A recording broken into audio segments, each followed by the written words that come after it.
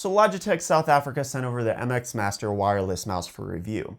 Seeing as how I haven't found a fitting replacement for my woefully inexpensive Red Dragon Mammoth mouse, which has now begun to squeak whenever I use the left click button, I was hoping that the MX Master might finally provide me with a new mouse that I'm actually satisfied with, which is the entire reason I'm still holding on to my Mammoth, because nothing has been good enough yet.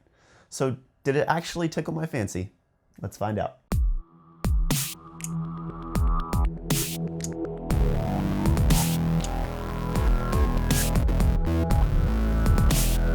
Diving into the technical specifications of the mouse first, it comes equipped with a 1600 dpi dark field laser sensor. Also on the bottom of the mouse are the on-off switch, pairing button, and then a toggle to allow you to switch between 3 different devices that are paired with the mouse. The mouse features a wide design that actually catered rather well to my banana hands and allowed me to use my claw grip comfortably without me suffering from any of the dreaded pinky drag. The device is covered in what feels to be a texturized rubber that gives sufficient grip to the mouse. On the right side of the mouse there's a scroll wheel as well as a forward and backward button. The side scroll wheel's function default is to be used for horizontal scrolling, but I found it much more useful as a volume adjustment wheel. Additionally, while the navigation buttons have an angled design, I had no issues with accurately locating them during my time with the device. And then on top of the mouse there's a standard left and right click and scroll wheel. The scroll wheel is an interesting point on the MX Master because it has 2 different modes, a standard tactile ratcheted scroll experience, but also a free spinning system as well. The button that is placed below the scroll wheel is for toggling between these 2 modes. However, when the ratcheted scrolling is enabled, you can also use the free spinning aspect by just throwing the wheel a bit harder than normal. For connectivity with the MX Master, Logitech allows you to either use their unifying receiver dongle or simple Bluetooth connectivity. However, in my testing with the MX Master, I found the connection on the unifying receiver to be very spotty. If I so much as moved my mouse to out of line of sight of the dongle, it would struggle to accurately track. However, the Bluetooth connectivity provided a nearly flawless experience. Input lag, while noticeable, wasn't particularly heinous. While I'm not more than competent at playing FPS titles, so take this for what it's worth, I never found the MX Master's lag to be a hindrance to my gaming experience. However, the thing that I did personally struggle with was its lower DPI sensor of only 1600,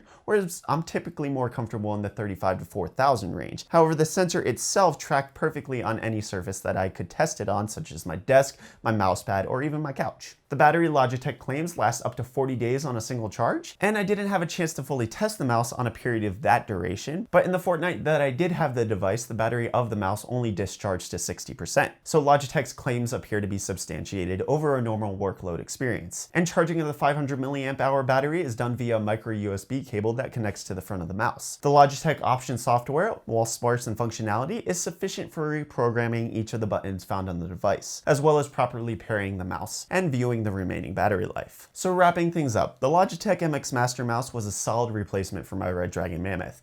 Its size was perfect for my hand, and its versatility with its wireless modes made it simple for me to transition from my desktop to my laptop without even having to worry about the dreaded cable entanglement. And the battery life was good enough that I wouldn't personally find it cumbersome to charge it every month. However, and this is a big however, the price point of the MX Master, in my view, makes it unreasonable. For the 1500 Rand or $100, I personally rather have 2 less expensive mice, or even just suffer with the inconvenience of wires.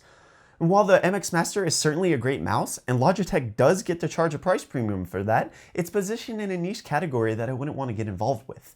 So I would be willing to recommend the MX Master, but only if you definitively need a well-built wireless mouse with fantastic battery life. But otherwise, if you don't need those things, I would say make the compromise and get a more inexpensive device.